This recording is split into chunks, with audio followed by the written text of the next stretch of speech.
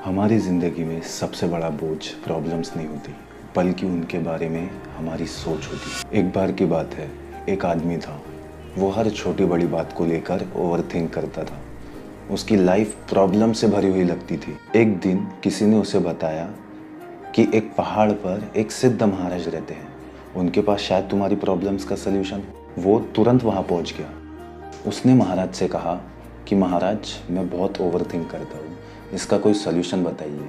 महाराज मुस्कुराए और बोले, चलो पहले मेरे एक शिष्य के घर चलते हैं, वहाँ बताता हूँ। जाने से पहले महाराज ने एक बड़े पत्थर की तरफ इशारा किया और बोले, इसे उठा लो। आदमी ने वो पत्थर उठाया। वो बहुत भारी था, फिर भी वो महाराज के साथ चल पड़ा। महाराज आराम से नीचे पहुँच गए, लेकिन वो आदमी हर थोड़ी देर में रुकता, थकता, गिरता, फिर वो पत्थर उठाता और आगे बढ़ता।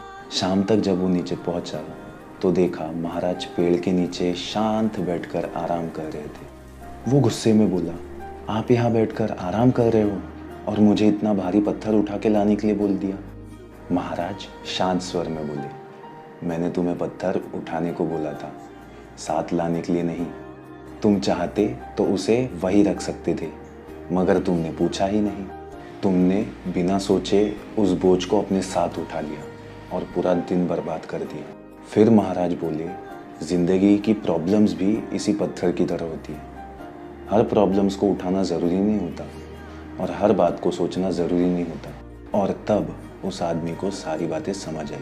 अब यहाँ कुछ लाइफ लेसन्स हैं जो तुम्हें हमेशा याद रखने चाहिए। अगर भगवान पर विश्वास है तो ये समझ लो, जो हो रहा है किसी वजह से हो रहा है और वो तुम्हारा बुरा नहीं चाहते।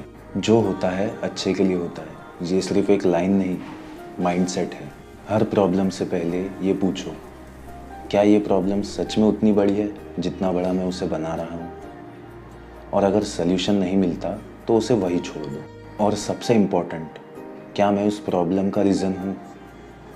अगर नहीं तो उसे सीधा वही छोड़ दो, और अगर हाँ तो उससे सीखो, खुद को सुधारो और आगे बढ़ो।